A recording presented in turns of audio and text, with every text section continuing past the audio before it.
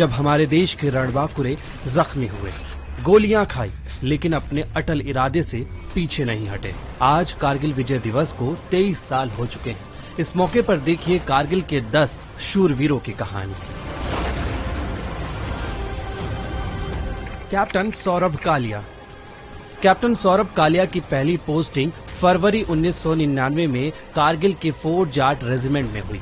फिर 3 मई 1999 को एक चरवाहे ने कारगिल की चोटियों पर कुछ हथियारबंद पाकिस्तानियों को देखे जाने की जानकारी इंडियन आर्मी को दी। वहीं 14 मई को दुश्मनों ने पेट्रोलिंग पर निकले कैप्टन कालिया समेत 5 जवानों पर हमला बोल दिया। इस दौरान कैप्टन कालिया और उनके साथियों ने दुश्मनों का जमकर मुकाबला किया, लेकिन जब इम्यूनेशन खत्म हो गए तो पाकिस्तानियों ने उन्हें बंदी बना लिया, जिसके बाद उनका शव छत विक्षत अवस्था में उनके घर पहुंचा। कैप्टन मनोज कुमार पांडे। यूपी के सीतापुर के रहने वाले मनोज साल 1997 में एनडीए के जरिए इंडियन आर्मी में भर्ती हुए। साल 1999 की कारगिल की जंग लड़ी। खून से लथपथ होने के बावजूद कुकरथांग और ज़ुबर टॉप जैसी चोटियों को जीतने में अहम भूमिका निभाई और 3 जुलाई को वो शहीद हो गए। कैप्टन विक्रम बत्रा। कैप्टन विक्रम बत्रा 6 दिसंबर 1997 को आर्मी में कमीशन होने के बाद जून 1999 में कारगिल की जंग में कूद पड़े। 20 जून 1999 को .5140 की चोटियों पर तिरंगा फहराया और नारा दिया, ये दिल मांगे मोर। इसके बाद वो .4875 की जंग के लिए निकल पड़े। इसी जंग के दौरान कैप्टन बत्रा शहीद हो गए। सूबेदार मेजर योगेंद्र यादव। मेजर योगेंद्र यादव को शादी के 15 दिन बाद ही कारगिल के लिए बुलावा आ गया। जून 1999 में तोलोलिंग पर तिरंगा फहराने के बाद उन्हें टाइगर हिल पर कब्जा करने की जिम्मेदारी मिली। इस जंग में योगेंद्र यादव को 15 से ज्यादा गोलियां लगी थी। दुश्मन को लगा कि वो मर गए हैं। जैसे ही दुश्मन पीछे मुड़े, योगेंद्र ने पॉकेट से ग्रेनेड निकाला और दुश्मन की तरफ उछाल दिया। इससे पाकिस्तानी जवान सिहर उठे और वहां से भाग निकले। सूबेदार संजय कुमार। सूबेदार संजय कुमार को 3 रिजेक्शन के बाद साल 1996 में आर्मी में जाने का मौका मिला। फिर जुलाई 1999 में कारगिल जंग में शामिल हुए, जहां .5875 पर उन्हें कब्जे की जिम्मेदारी मिली। इस जंग में संजय बुरी तरह घायल हो गए, लेकिन उनके हौसले की बदौलत .5875 पर तिरंगा फहराया गया।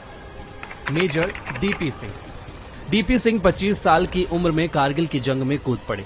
13 जुलाई 1999 को अखनूर सेक्टर में जंग लड़ते जख्मी हो गए।